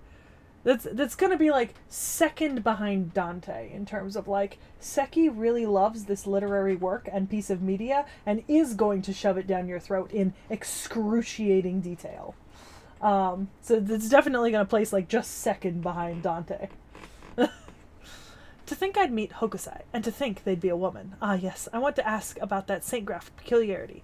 How a father and daughter, I wish I could manifest together with Theo. Aww. After you actually make specific reference to the fact that Van Gogh very clearly had seen some of Hokusai's paintings and took heavy inspiration as the woodblock. Yeah, super invested in the woodblock art, yeah. Abby-chan, that devotion is the real deal. That's why everyone uses it. It's always like that in every era, but I don't understand it. Protecting her innocent devotion, confronting the filthiness and evil intentions of adults.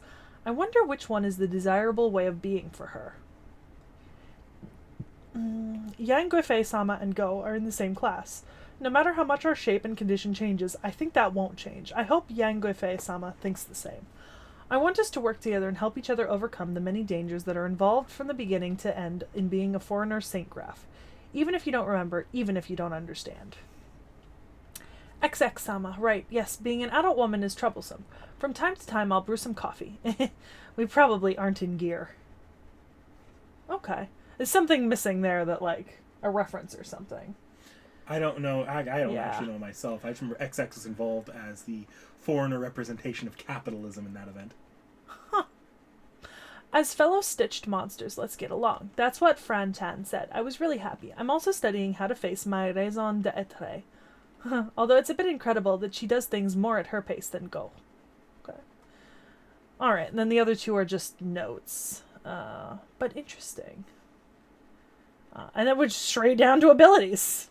Yeah, so as Van Gogh lets herself become more and more insane, she actually activates a curse of the sunflower, which causes her to just power-wise bloom, becoming stronger and stronger as the battle goes on. Mm-hmm. Thanks to T.H.E, she's actually very capable of aquatic combat.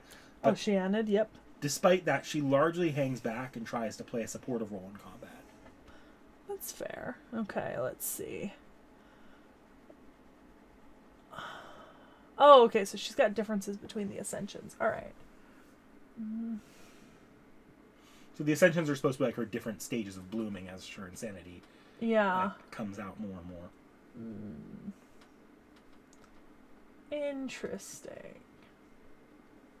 Okay.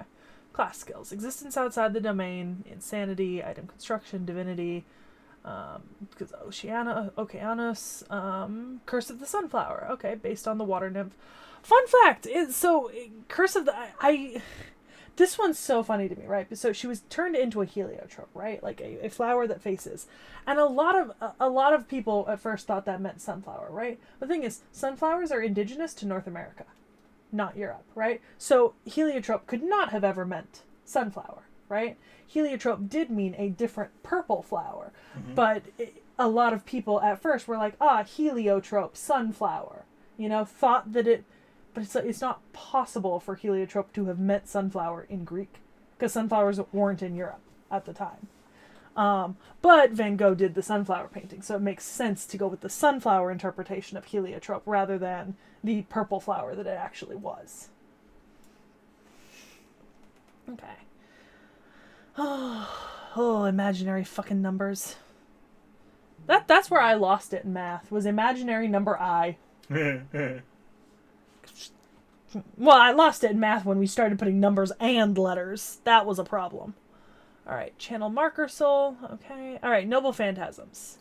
Each based on one of Vincent Van Gogh's paintings. So the first one is... The Starry Nacht. Thank you. The Starry Night. Yep. That's what that means. Yep. This is just the German for Starry Night. So this is a reality marble that is painted into existence by Van Gogh. It is capable of altering saint graphs themselves, shifting the minds, and it can also shift the minds of people as well. Particularly, it can be used to strengthen existing aspects in foreigners, because foreigners are already kind of sitting at that insanity, so you just turn that up a little bit. Yeah. This is the ability used by Volthoom to control the other foreigners. Yeah. Sorry, just checking the names in English for the next two, because the next two are neither of them are in English, but I know most of his major paintings, so so you've got Het Galhuis. So this noble phantom is a recreation of the yellow house that's sent, and it can be used to send a storm of mistral at opponents, causing them to become cursed. And then Le Père Tanguy. So this is a recreation of the old man of Tanagai. Yep. Or Tangai. Van Gogh has not used it in story yet, but supposedly it allows Van Gogh to paint things into reality like the old man. But the full aspects of the NP are not yet known. Interesting. There's actually a fourth NP that wasn't listed there, but is listed up there at the top if you were to go to his... You don't have to. Oh, okay. But it's a Zelfportrait Opgerdragen, or Dragon. Oh, yeah. On Min Mester. Where is he? Go all the way, you can go down. You see, these are the noble phantasms here. Oh, Self-Portrait, Opgedragen, on mein Meester. Yep. This is actually the little flower. Yeah, Self-Portrait is a sunflower. Okay. So T.H.E can actually extract the personality of Vincent Van Gogh and put it into the sunflower paintbrush, which just gives the paintbrush a personality that calls itself Wilhelm. Okay. Oh, yeah. Like his nephew. Yep. Question. Can I scroll down? Or am I keeping away from this for a minute? So, because I actually have another page that has the same stuff there, just for Volthoom. Okay, because I was going to say, because I got a feeling the artist comments are at the bottom of that. Yeah, go ahead and scroll on the artist comments. Okay. It's not that big a deal. Yeah, there we go. Illustrator comments. Okay. Interesting. Creepy but cute girl with a dependent, self-deprecating personality. Sickly flower. Incorporating complementary colors, something that he was very known for. You know, the blues and oranges and stuff like that. Interesting. There's actually some concept art there. Might be interesting. Yeah, I am gonna. That'll be in the wiki. Yeah, I am gonna click into it in a second. Oh, okay. Have I seen Yamanami Keisuke? Yeah. Yeah. Seen some Gumi. Yeah, I was gonna say I think that's the only person I've seen out of here, but I'm gonna see one more of these people in a second. Yeah, so I'm gonna take a look at this because I don't think it'll be on the FGO wiki, or if it is, who cares?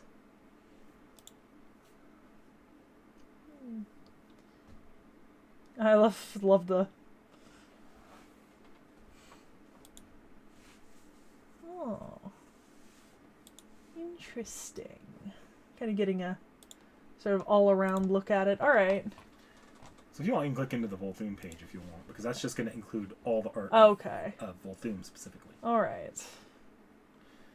I don't have any extra notes on Volthoom. I've already gone over what Volthoom was doing, but we have a couple pieces of art. Yeah. So that evil flower representation is sort of the one we're going with, which is fine, makes sense, you know.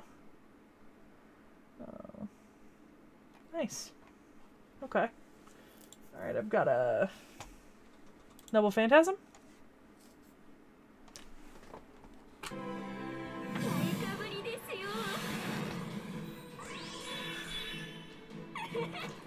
I should have opened it up, but the different NPs or the different Ascensions of Van Gogh will have more animations. So if you want to, we can go over to the tires one after this too. Okay. I kind of love the sunflower paintbrush, like. Oh, I really like it. You know what it reminds me of? Hokusai. And to a certain extent also Sei Shonagon. In terms of like physically depicting the art on screen, you know? Speaking of the art on screen. Yeah. How much did I have to pay for that? I'm kidding. Pretty sure Starry Night is public domain. Yeah.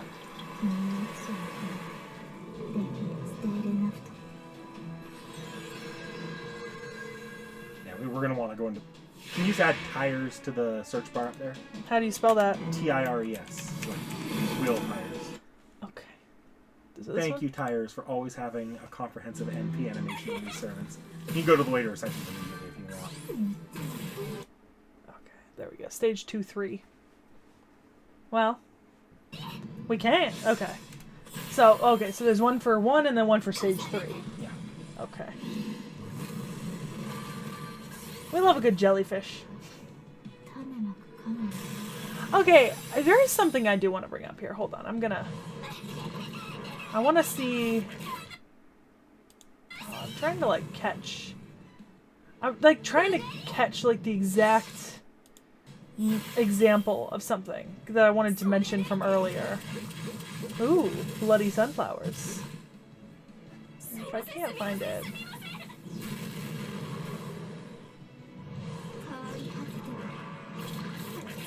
Okay. Alright. I saw it for a second. God damn it.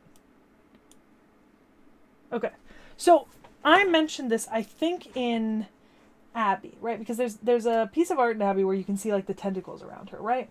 And I mentioned that on the sprite, I really liked one aspect of the art, right? Which was that if you look really closely at the tentacles, and here, and in the jellyfish from a little bit earlier, these are not smooth lines with curves.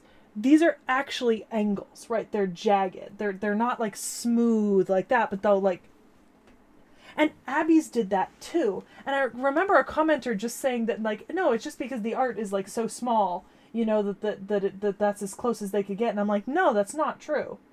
Because we've seen smooth loops and lines on tons of characters. No.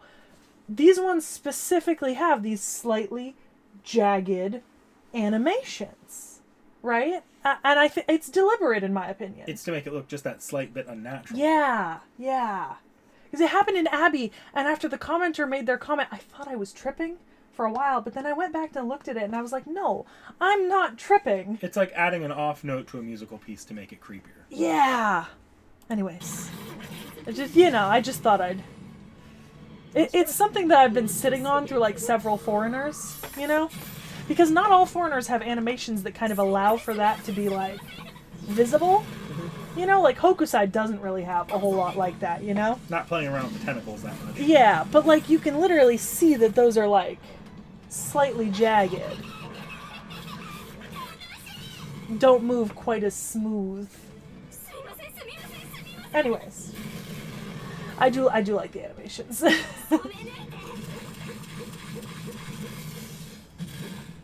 kept going back. Let's move forward a little.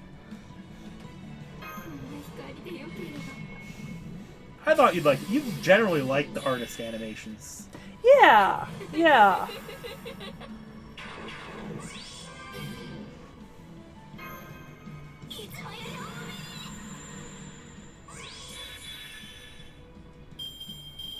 Okay.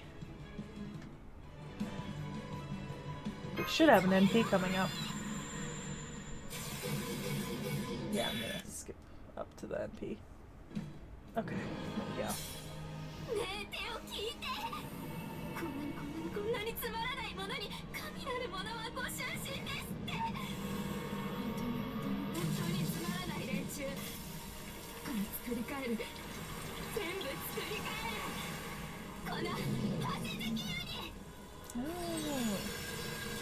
Not necessarily an offensive NP, but No, I will a support. say. Oh God, stop. Sorry, I will say Tires. Van Gogh is like in game. It's not an offensive NP. Yeah. But it pretty much turns all of Van Gogh's attack. It's like Van Gogh's like Super Ryan, but better with just a few extra steps. Okay. You're not someone we've covered yet. That was a Jean. Yeah, we haven't covered that Jean yet. Oh, is that updates? That's an updates thing. Oh, fuck. Well, I didn't really see it, so. Yeah. All right. I see a few more people down here. Yeah, so we actually have Theo in FGO at this point. Not as a playable servant, but as an NPC so far. Oh. Theodorus Van Gogh is a relatively recent addition. I believe I saw somewhere that he is a berserker, but I might be wrong berserker on the Wikia. I don't know much about his story yet, but from what I can tell, he teams up with Apollo from Greek mythology to try taking out Clyde Van Gogh, using something to do with King Tut. To my understanding, the goal is to destroy all of Van Gogh's paintings. I'm sorry. So we started with Vincent Van Gogh, Clyde, and Volthoom, right? And now we're gonna also pull in, because we were talking about like Helios, but now we're gonna pull in Apollo. Apollo and Helios are not a one-to-one equivalency to one another. They have been associated together, but they're not exactly the same character, right? And then King Tut.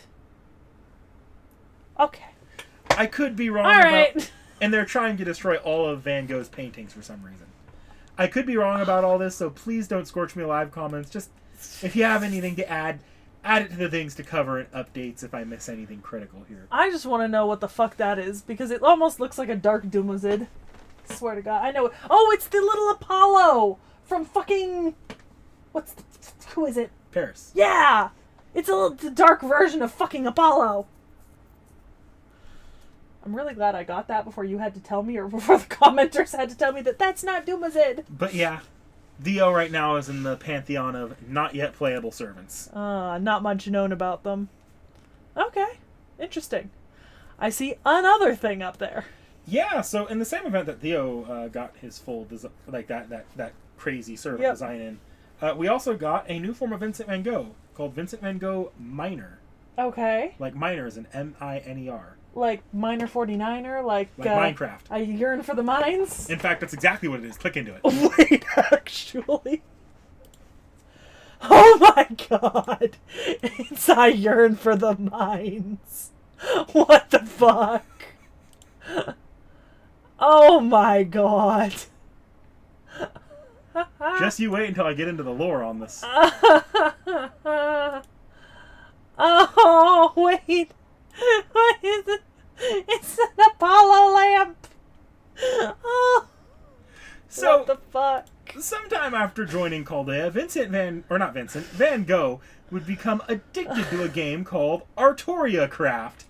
It's unknown exactly how or why, but somehow, some way, Van Gogh would alter her spirit origin and become a Lancer-class servant that can play the game in real life.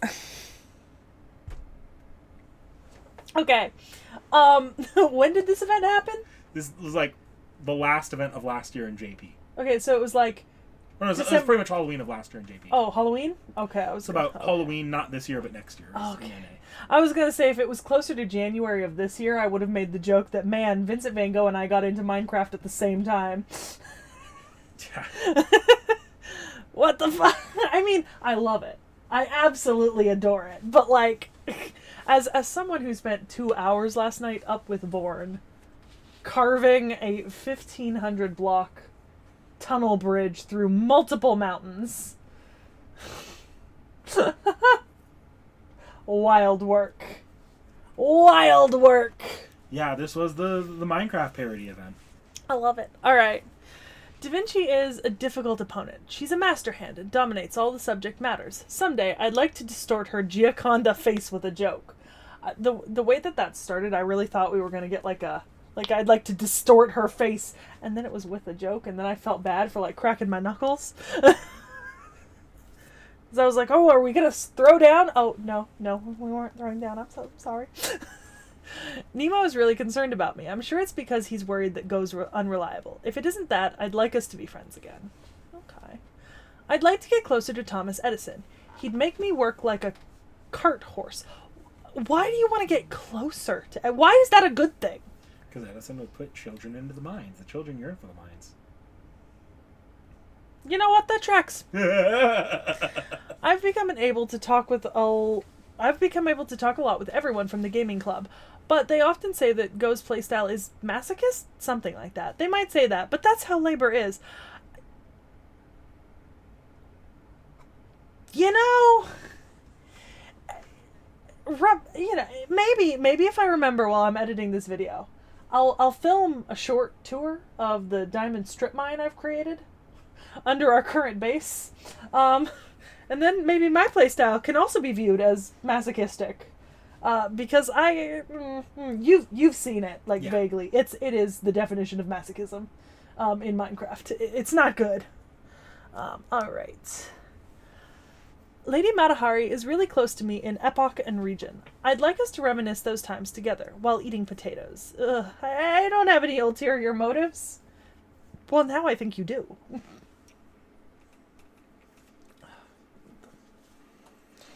I respect Lady Martha as someone who embodies the virtues of labor. Sometimes she's super scary, but that's also good. Hokusai, Hokusai, please wait a moment. I'll soundly reflect all I've learned in this Saint Graph as a painting. Lady Yang Guifei, I think she also loves labor, so I'm imitating her a bit. What's our common ground? It's a secret. Tuta-chan's awesome. He's so small, but he's talented, has character, makes yummy food, and he's also scary. He'll use things he mustn't use and go where he mustn't go for his goals. I have to work hard so I don't become like that. Also, I don't know what's with exploding at my jokes. Lord Ozymandias is the best. After we built a pyramid in Arkra, he suddenly exclaimed, "Not enough!" And then we appreciated the details of building all of Egypt's shrines. That was so much fun. Artoria Craft, so Van Gogh and Ozymandias canonically play Minecraft together. Yeah, I also appreciate that Ozymandias had the same thought I did when I started playing Minecraft, which was, how do I make a 1-to-1 scale recreation of the Great Pyramid? And then I went and looked it up. And for a second, I was gonna do it. We haven't found a desert big enough for me to do it, though. I mean, you might still do it. We just want the desert for it. Yeah. I just need a big enough desert. I'm going to be honest, and then I will. But I need the big enough desert. So, Van Gogh as a Lancer in the Minecraft form is a special form of madness enhancement that just... it gives her the benefits of madness enhancement, and all it really does is force her to crack jokes frequently. Her primary means of combat is to bring elements from her game into real life. Notably, a giant pickaxe, a giant shovel, and a mini tractor. Uh-huh. I love the reference to the potato eaters, the artipelators, especially because you can eat potatoes in Minecraft. I bet you can in Artoria Craft, too. Yeah, because you get the vitality to get things done. Yeah. Look, all this is telling me is that Van Gogh understands correctly that potatoes are all someone needs in life. They are the best thing God ever created. And I say that loving fish. Alright, so we've... Cafeteras Big Nacht, which is another one of his paintings. So Van Gogh uses her powers to recreate the world around her using her new block abilities. Her favorite composition motif is Cafe Terrace at night, but she can absolutely take commissions to change things up. I'm so excited.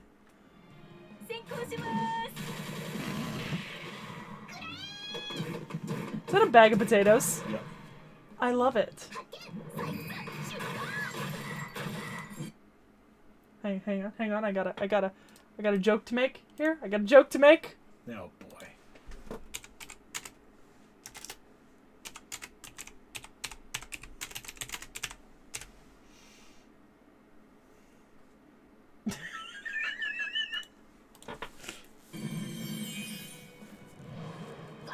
My shovel keeps me alive every time. I do love her little... The mini track. It's so cute!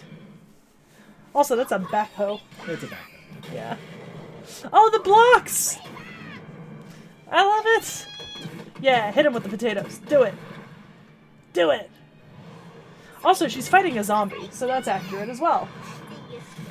I'm not wrong. No, you're not. Hit him with the backhoe. Did that dude just drop a block? Oh my god, it's a minecart. It's a redstone You spend minecart. this entire event collecting 3 different types of blocks. Dynamite! TNT! I mean, I know it's not exactly TNT, but it's basically TNT. Hit him with the backhoe. Yeah. My god. So you get a paint bucket, cord, and a block.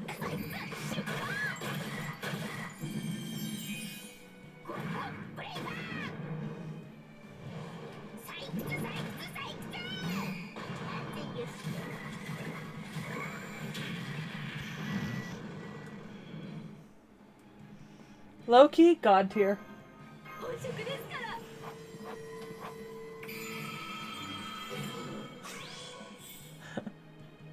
This might be one of my favorite servants to date. Good, it's free. Oh, sweet. When? When the event comes around Halloween of next year. Might be a little early because it wasn't exactly a Halloween event, but it's... But I answered my own question. Yeah. It will be free when it comes to It's NA. also the King Tut event. Oh! Is King Tut free? No, he's gotcha. So, I work for Van Gogh and roll for Tut. Yup. I love how I haven't even seen Tut yet, and I'm like, I'm gonna roll for him. And it's the Minecraft event. I take it you're going to play this if you're still doing FGO at that point? Oh, yeah. Oh, abso-fucking-lutely. The way I'm gonna be out here mining in both FGO and Minecraft. Catch me double mining. It'll be great. Hopefully by then I'll have a 3-turn setup. I've got time. Speaking of, I've got a ton of FGO rewards lately. I got another 30 Sate Quartz. Yep. Yeah. Login bonus. Yeah. Well, that's fantastic. I love it. Jesus, that's great. Okay. Alright.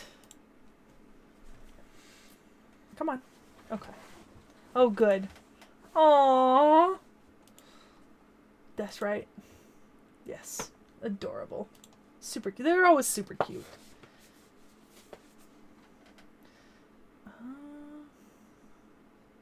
Oh, nice. Okay, so we saw those 4. But A lot of bonus artwork. look, hey, I'm down for it, you know? Oh. Oh. Otsukare-sama deshita? I forget what that means. Otsukare deshita? Otsukare-sama deshita? Oh my goodness. I don't know that person yet, do I? Yeah, you do. Nobukatsu. Oh, is that Nobukatsu? I've not seen this before. Might be new at the Sixth. minor event, or it might be a... No, it's 6th Annie. Oh. Like, we should have seen this. I was right. I didn't want to say it without being correct, but Otskade is basically just a thank you for your hard work. Okay. I knew it was thank you, but... Yeah, we hadn't seen this, but I love it. I just, for some reason, we should have already seen this. Just because, well, maybe not with Nobukatsu, but we should have seen it when we did Nito.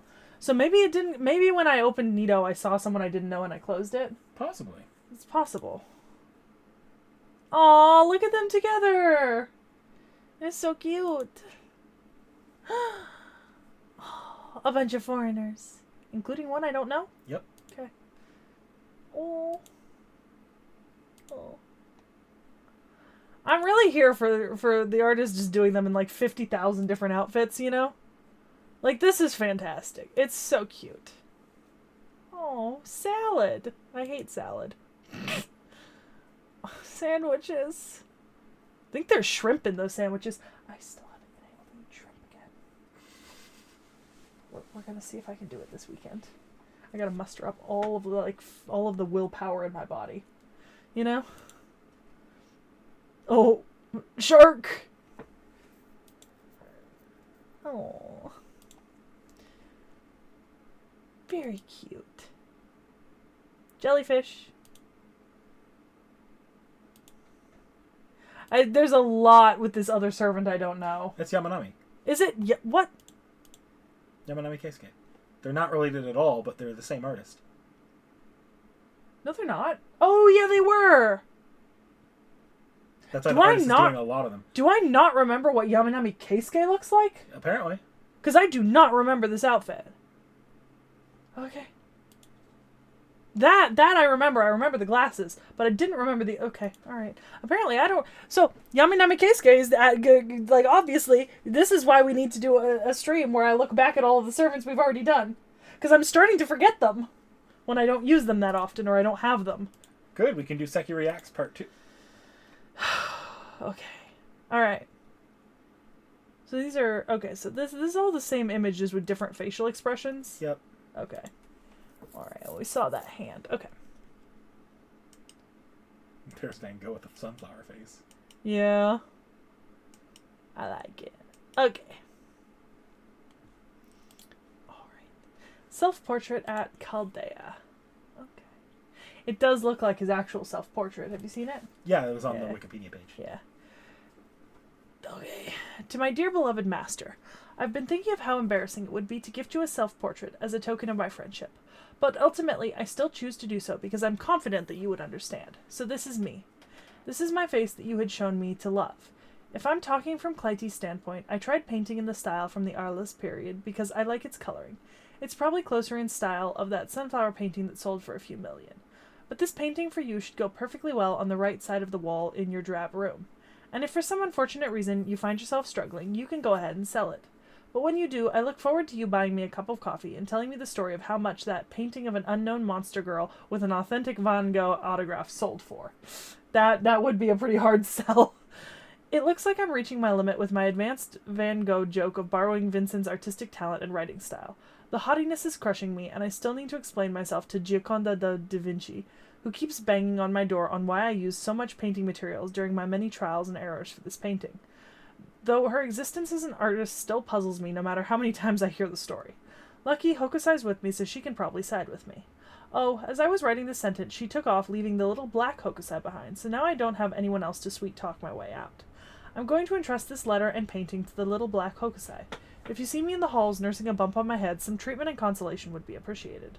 With my unwavering loyalty and friendship, a handshake to you. The Chaldea Writers Club is overrated. The Chaldea Artist Club is where it's at. To be fair, the Chaldea Artist Club, Da Vinci, Hokusai, Van Gogh, that's a great fucking cast. Okay. Oh. Oh no. This is a chocolate salad? Oh no. Also, did you know this is very Cthulhu? Yep. Yeah. There's eyes in those suns. And tentacles in that water. Goes attempted chocolate marinade. please eat me, literally. Not happening. This is the result of Van Gogh's abortive attempt at the ultimate self-sacrifice. It's a delicious vegetable marinade that combines the delicate aroma of olives and cacao. It's also paired with a painting study of the Mediterranean Sea, which evokes nostalgia in her spirit origin. The study even includes the holy maiden who supervised Van Gogh while she prepared the dish. The presence of just a bit of madness in the whole thing really shouldn't come as a surprise from the foreigner. Hold on. Okay, so that's supposed to be a holy maiden. What the fuck is that? John, maybe? There's no... Okay. Maybe. Jean's kind of the one who is referred to as the holy maiden. Yeah. I mean, like, St. Martha could also fit, and she did have lines with St. Martha. True. And St. Martha is in the kitchen. Yeah. See, here's the thing. Olives and chocolate can go together. It's the onions I'm concerned about. Look, the execution here was not on point. I'm going to be honest, in the nicest way possible, I feel like this probably was a Cthulhu-esque concoction. I think this would drive me to madness. I don't think I could eat that. I think I would just say, oh, thank you so much. I'll be sure to enjoy it. And that is why Van Gogh built the Make Everything an Onioninator. Yeah. I feel like I know everyone here. You don't know the front person. Oh, do I not? Okay. Pretty sure you don't. Can you scroll down and just not look at it? No, you do not. You can scroll up if you want. Or click out. Click out. Okay, so here's Heroic Spirit Tour. Yeah. So weird. I'm... Okay, I do want to zoom in on her sketchbook. So, you're going to like this. Because I just read what was in it. Oh, it's Nobu, Mini Nobu. Mini Nobu. Nobu. I think it's also got. So it said, it's she's got Mini Nobu, Haniwa Nobu, and a Medjed on her sketchbook. This is the thing. Remember, there was that other servant we did recently who had the page with all the like symbols and drawings and shit, right? When you give me something like this, I want to see that. Like I need a second image of it down here. You know. With, like, the details. You know what I mean? Yep. Because I want to see it. You put effort in. I want to see it. Okay, sink deeper. I always feel like I'm on the verge of drowning. But as long as I gather those fragments, the moment I sink down, there, you see, I'm fine now. That's not vaguely creepy. All the jellyfish. And don't get me wrong, I love a good jellyfish.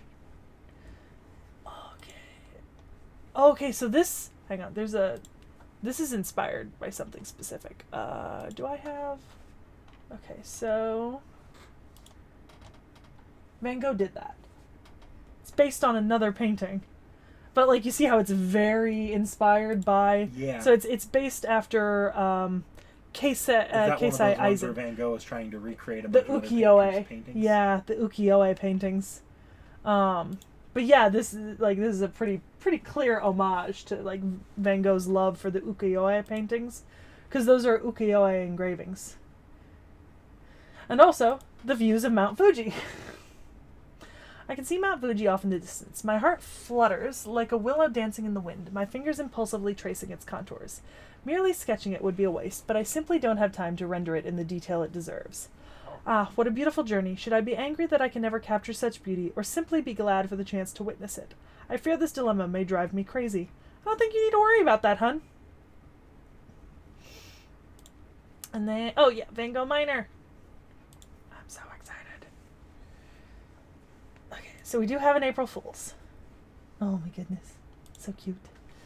Don't have the other two, but... This is brand new. So. I know. I know. Okay, so Mystery House Crafters. Oh. Yeah, some of his famous paintings. Okay, so there's only two. The Deepest Lamp. Okay, we're gonna do our translation. Darkness needs light. Art, philosophy, life, despair. Any darkness is the same. It doesn't matter if it's clumsy, just make something sturdy and indelible. If it doesn't exist, make it. In other words, craft light in the dark. Just kidding. Leaving aside laughter and a single light, the miner heads alone to the deepest depths, carrying a worn-out lantern. Like any good caver. Could not be me. I don't do well with just like random open caving on the Minecraft server. But that's just because the cave that we're in is currently like Cthulhu-esque monster of its own. I swear to fucking God. Alright. It goes deeper and deeper, and I swear at the bottom we're going to find something.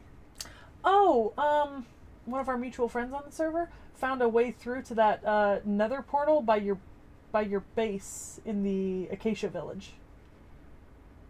The nether portal? Yeah, so you know how there's the nether portal down there that you activated? Yes. Yeah. So she was just going through the cave that we're in, and she popped out there. Oh, neat. Nifty. Alright, also I love the X63 because that's one short of a full stack. The amount of things that I've crafted that craft into like multiples that go to 63, and I'm like, you couldn't just craft into 64, you know? An item implement in the game, Artoria Craft. It is crafted by collecting a large amount of cocoa mass, which consumes a large amount of cocoa, which is very difficult to obtain seeds and has poor harvest efficiency, and adding rare items such as Sphinx butter, sun honey, and Seto's milk. Who is Seto, and how are we milking him? Contrary to its plain name, it's an epic magic item, and when consumed, a large number of powerful enemies related to chocolate are summoned and devastate the surrounding area. It is end content created by the Sun King's playfulness, but a large number of them were stacked by the hands of a miner who loved masochistic games, and one pile was given to you. There are 63 left, so maybe there were 64. Right, Knick Knack? You can save them carefully, or you can go fully armed and make a joke of 63 trials, or you can hit them wildly and make the server scream. How you use it is up to you. So I have a theory as to who Seto is.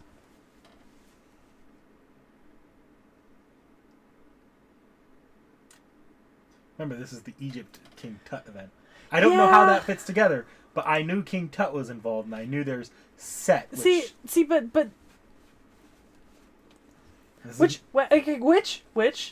chat, hear me out. Which brings me back to, how do you milk Set?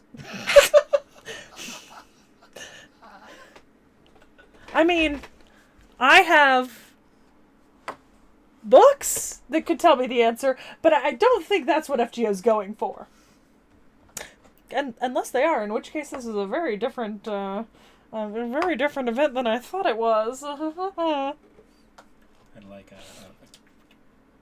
breast milk. I mean breast milk. Because you know, I mean, not to be that person, but you know, if we're talking, you know, Set. God, I'm terrible. Nobody look that up. Nobody look that up and read it. You shouldn't. You should. Nobody should. Alright, well that's it for Van Gogh. Yeah. What you thinking? I love it. I really like Van Gogh. I think this is great. I think that...